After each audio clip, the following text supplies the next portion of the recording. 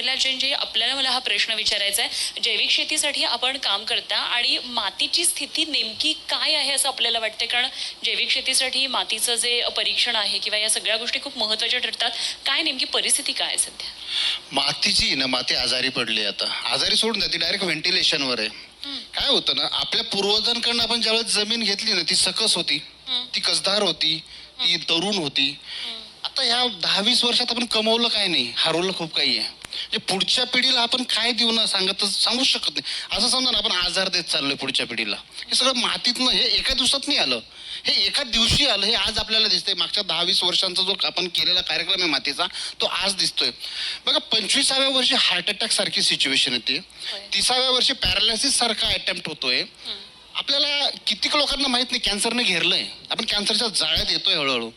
अति भयंकर कीटकनाशकं, प्रमाणापेक्षा भस्मासुरीय रासायनिक खतांचा वापर, याच्यामुळे मातीची सिच्युएशन इतकी अवघड झालेली आहे की माती निकस झालेली आहे. त्यामुळे पिढी सकस होऊ शकत नाही. आणि मुळे त्याच्यासाठी बघा, सबकुछ सरकार नाही करेगा. एक मांझी द माउंटन मॅन म्हणून चित्रपट आला होता, तर एक सिंपल डायलॉग होता, सरकार के भरोसे मत बैठे, क्या पता सरकार आपके भरोसे बैठी हो. इट्स नॉट अ, हा मला काही सरकारला एखादा हे करायचा हा विषय नाहीये. सगळंच सरकार नाही करणार. आपणही जमिनीचे, निसर्गाचे, सरकारचे, सगळ्यांच्या आपल्यावरही काही जबाबदाऱ्या प्रत्येकाच्या आहे. त्यामुळे सगळ्या किमान ॲग्रिकल्चर क्षेत्रामध्ये काम करणाऱ्या सगळ्या लोकांनी मातीसाठी थोडं तरी काम केलं पाहिजे. कोण केव्हा करेल मला माहीत नाही, पण मी तापी बायो फर्टिलायझरने बॅक्टेरिया ह्या प्रॉडक्टच्या माध्यमातून मातीसाठी काम केलेलं. These are a first product. त्याच्यावर आम्ही स्पष्ट लिहिलेलं आहे, रिकमेंडेड फॉर सॉइल हेल्थ. जमिनीच्या स्वास्थ्यासाठी बनवलेलं प्रॉडक्ट आहे. तुम्ही जर त्याचा वापर केला, कंद पीक, हळद पीक असेल, आले पीक असेल, फळबाग असेल, जे अचानक मरतात, सडतात, त्याच्यामुळे नियंत्रण येतं.